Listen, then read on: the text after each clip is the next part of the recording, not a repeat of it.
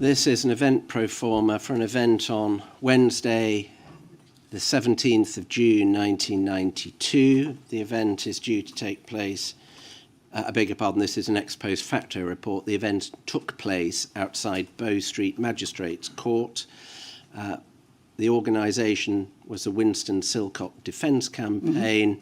It was a picket in relation to the court appearance of Chief Superintendent Melvin. It says the organiser was George Silcot.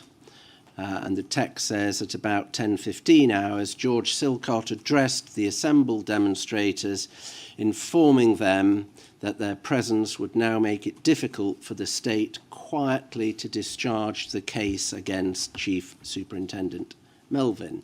As proof of this hypothesis, he alluded to the previous lack of interest in the trial taken by the media. Various groups were represented amongst the demonstrators, including the Socialist Workers' Party, Militant Tendency, and the Revolutionary Communist Group. Less than 1/3 of those present were from the black community. Some attempts were made to draw parallels between this hearing and the Rodney King trial.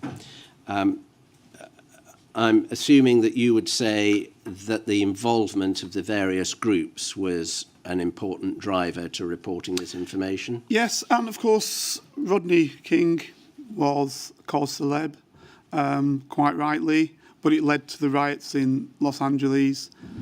Now, the interesting thing about Winston Silcot is, what I can remember paper selling one day, and a roadman came up, drug dealing guy from the streets, okay, and he said to me, "Why are you trying to get rid of Winston Silcot? Do you know what he is?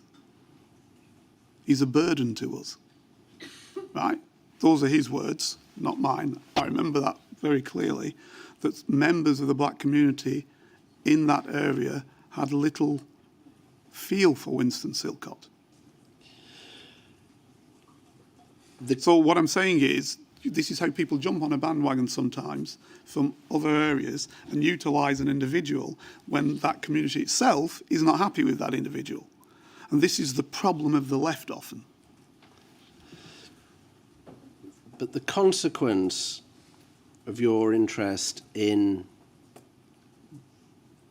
this protest is you are putting in a report about an entirely legitimate protest run by an entirely legitimate campaign group. Absolutely. There's nothing wrong with putting a report in. The report will be looked at, circulated, aspects taken from it which are of interest, and nothing will happen to, in fact, I don't even think people are named on there, but nothing will happen to the people who are there.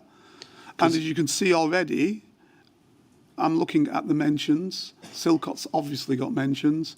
Militant Tendency has got its own file. The Revolutionary Communist Party has its own file. The Socialist Workers' Party has its own file. Those files will be duplicated in the security service and they'll have their own files there. I mean, it's just the way the state runs.